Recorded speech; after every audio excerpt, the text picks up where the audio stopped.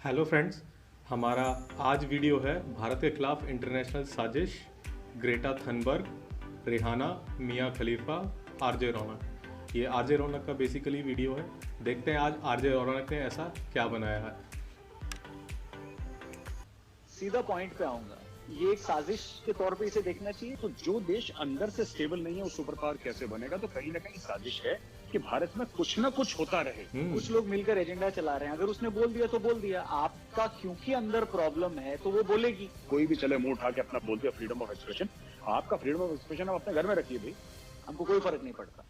भाई भले धनिया और पुदीना का फर्क ना पता हो, लेकिन आजकल फिरंगी सेलिब्रिटीज भी भारत को ज्ञान दे रहे हैं। वाह, नमस्कार, जय हिंद, मैं हूं रौनक। ये वीडियो पूरा देखना क्योंकि एंड में आपकी फेवरेट कविता भी है जो इंडिया के खिलाफ प्रोपेगेंडा को चीरते हुए आप तक पहुंचेगी। और वैसे भी कल का दिन काफी एक्शन पैक्ड रहा, रिहाना से लेकर ग्रेटा तक और कनाडा से बुर्ज खलीफा तक, आई मीन मियां खलीफा तक, सबने जमकर भारत को डेमोक्रेसी पर ज्ञान बांटा। बताइए, पूरी दुनिया में इनका खुद का देश वॉर छेड़े हुए है और ये लोग ह्यूमन राइट का ज्ञान हमारे देश को दे रहे, उंगली हमारे ऊपर उठा रहे। बेचारी हाउ डेयर यू वाली दीदी ग्रेटा फैंटम बनने के चक्कर में होमवर्क वाली चिट्ठी लीक कर डाली और अच्छे खासे प्लान का सत्यानाश कर दिया। लेकिन यहाँ पर बात खाली ट्वीट की नहीं है, बात खाली प्रोपेगेंडा की नहीं थी, बात एक बड़े खेल की है जिसकी शुरुआत अब हो चुकी है। बात अब हमारे देश की ग्लोबल इमेज की है और बात इसकी है कि भारत अपने मुद्दे खुद सुलझाएगा या दुनिया के सेलिब्रिटीज हमको सिखाएंगे कि देश कैसे चलाएं। इसी पर एक खास बातचीत करने के लिए हमारे साथ जुड़ गए हैं मेजर गौरव आर्या। मेजर गौरव आर्या। मेजर गौरव आर्या, वेलकम। जय हिंद, जय हिंद। बहुत बहुत धन्यवाद आपका मुझे बुलाने के लिए। सीधा पॉइंट पे आऊंगा। आम जनता जो देश की है वो यही जानना चाहती है कि जब भारत के इंटरनल मुद्दों पर बाहर से बड़े बड़े लोग ट्वीट करते हैं और सोशल मीडिया पे कमेंट्स करते हैं, तो ये एक साजिश के तौर पे इसे देखना चाहिए या फिर इसको हल्के में लेना चाहिए कि फ्रीडम ऑफ एक्सप्रेशन है, वो वहां से बोले या कहीं से भी बोले, हमको कोई फर्क नहीं पड़ता। नहीं, इसमें देखिए, फ्रीडम ऑफ एक्सप्रेशन का फायदा उठाया जाता है। चाइना इसको 3 वॉरफेयर स्ट्रेटजी कहता है, जो उनके पूरे स्ट्रेटजी में एक फ्रेमवर्क में ये एम्बेडेड है और वो लोग इसकी हर साल 2 बार प्रैक्टिस भी करते हैं, जिसमें साइकोलॉजिकल वॉरफेयर है, मीडिया वॉरफेयर है और लीगल वॉरफेयर है। ये 3 तरीके की लड़ाइयां चाइना लड़ता है, टैंक, एरोप्लेन, सोल्जर, आर्टिलरी, इन सबके अलावा psychological warfare, media warfare and legal warfare. तो इसमें क्या होता है कि जो रिहाना वाला मसला है, ये तो अमेरिका से आया है, तो फिर मियां खलीफा का भी है, ग्रेटा थनबर्ग का भी है। ये सब जो बड़े बड़े लोग हैं जिनकी मिलियंस में फॉलोइंग है, ये लोग ट्वीट करते हैं। देखिए, ये पहली बात तो ये लोग बिना पीआर एजेंसी के ये लोग तो किसी से हाथ नहीं मिलाते। तो एक तो ये चीज है कि भाई पीआर एजेंसी ने बोला कि ये मामला अभी उभर रहा है, तो इसमें आपको फ्री की पब्लिसिटी मिल सकती है और पब्लिसिटी उनके लाइन ऑफ बिजनेस में बहुत जरूरी है। दूसरी चीज ये है कि जब तक भारत, जो भारत कहते हैं ना विश्व गुरु बनेगा, भारत ये कहते हैं कि साहब भारत एक सुपर पावर बनेगा।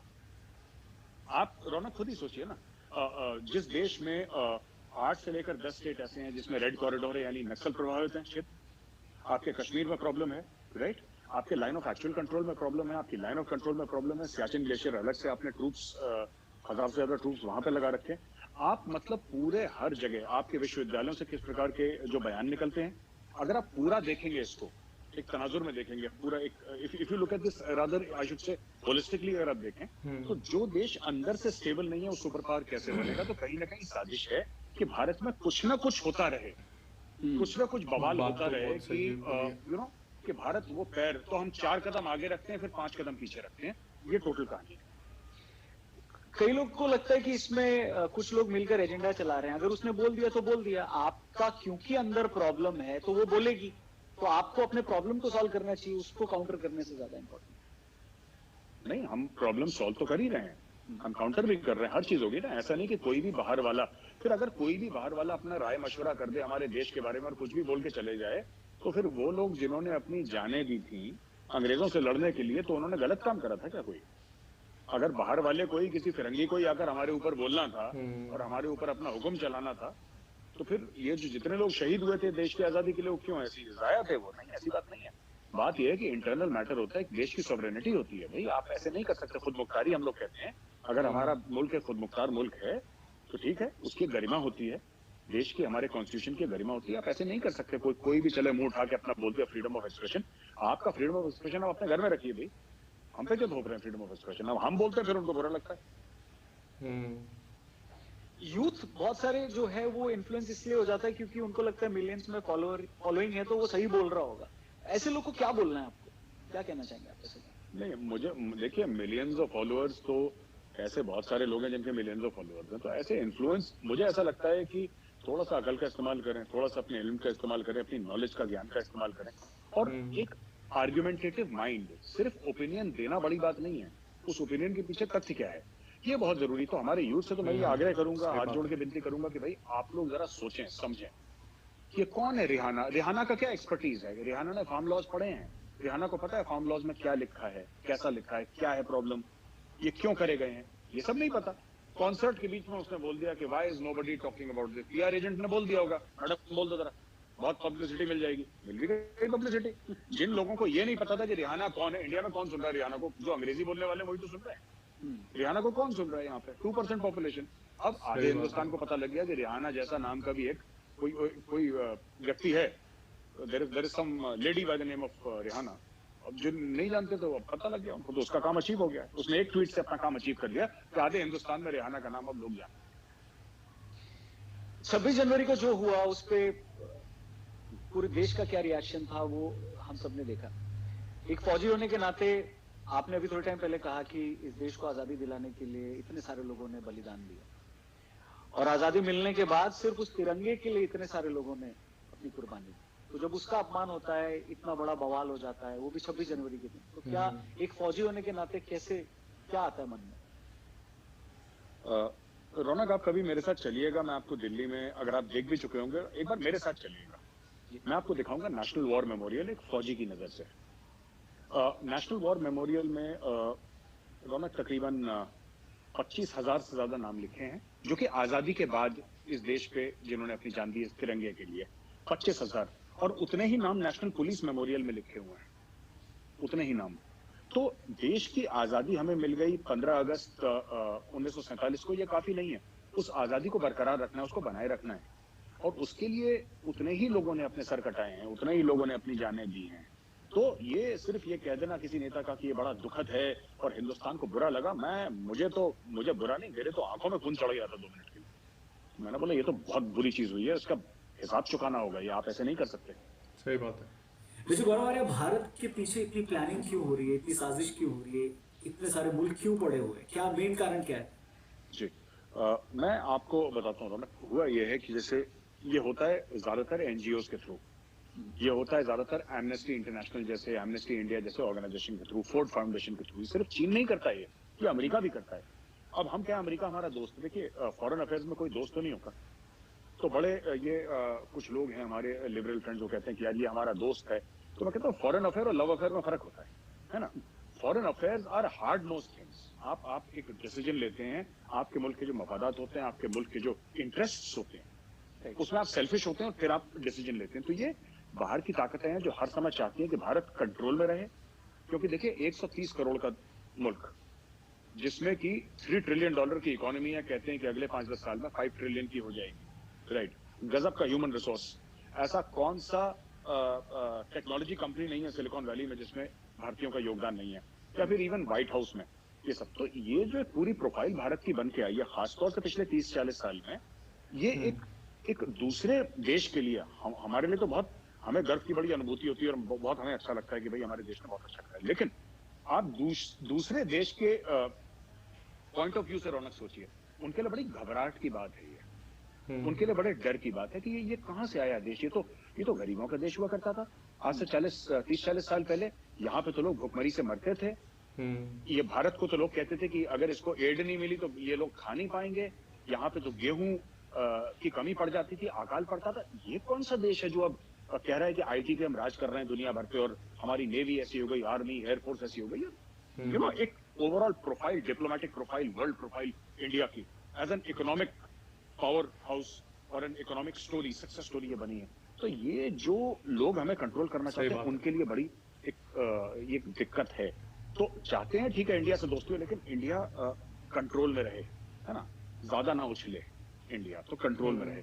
तो ये जो हमारे जो यूथ हैं, यंगस्टर्स हैं, उनको तो मैं एक ही बात कहूंगा रौनक, कि ये एक बात समझें कि देखिए आपको आगे बढ़ना और आपको अपनी देश की कहानी ये सिर्फ मोदी जी का काम नहीं है, अमित शाह जी का काम नहीं है ये, क्योंकि देश जो है हम सबका है, ये भाजपा या कांग्रेस का देश नहीं है। और जो भी लोग मोदी जी के खिलाफ भी हैं या अमित शाह जी के खिलाफ भी हैं, भाजपा के खिलाफ है, आप रहिए खिलाफ, वो आपका हक है। हम तो कोई नहीं होते आपको बोलने वाले ना कि आप खिलाफ मत होइए, आप बिल्कुल होइए, लेकिन कहीं ना कहीं आपको ये समझना पड़ेगा कि भाजपा देश नहीं है और देश भाजपा नहीं है। देश देश है और आप बिल्कुल आप देश के साथ चलिए। फाइनल क्वेश्चन, बहुत सारे लोग ऐसी भाषा बोलते हैं, चाहे वो पब्लिक फोरम में हो, चाहे वो न्यूज डिबेट्स में हो, चाहे वो सोशल मीडिया पे हो, उनका लैंग्वेज और जो देश के बाहर रहकर देश को तोड़ने वाला लैंग्वेज वो बहुत सिमिलर लगता है।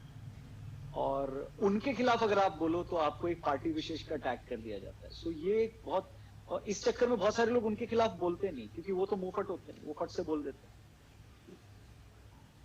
रौनक, उन लोगों के पास जो बोलते हैं उनके पास कुछ हारने के लिए नहीं। मैं आपको एक बात बताऊं, क्योंकि वो इतना हार चुके हैं, 16 चुनाव हारने के बाद क्या कर, आप बताइए ना, आप क्या चाह रहे हैं उनसे? सब साफ हो गए, बिल्कुल गद्दी साफ हो गई, जो बाप दादा की सीट थी अमेठी की वो हाथ से, अब क्या करेंगे? तो आपको कुछ ना कुछ तो भाई बोलना है। आप चुनाव नहीं जीत सकते, आप कुछ काम नहीं कर सकते, तो साहब आपको कुछ ना कुछ तो ऐसा बोलना है कि आप चर्चा में रहें, आप सोशल मीडिया पे बने रहें, आप उसके 9 बजे शाम को आपके ऊपर डिबेट हो, क्योंकि अगर डिबेट नहीं होगी तो लोग आपको भूल जाएंगे। तो आपको कुछ ना कुछ ऐसा करना है जो पाकिस्तान बोलता है या चीन बोलता है, आपको कुछ ना कुछ लगातार ऐसी बात करनी है, चाहे फिर उससे आपकी खुद भद पिटे, लेकिन आपको न्यूज में रहना है। ये भूख है।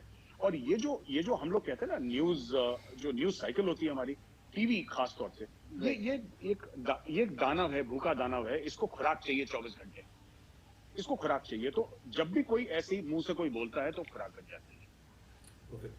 Thank you very much major Gaurav Arya हमसे बात करने के लिए, आगे भी आपसे बातचीत होती रहेगी। जय हिंद sir. Thank you very much. जय। Thank you very much.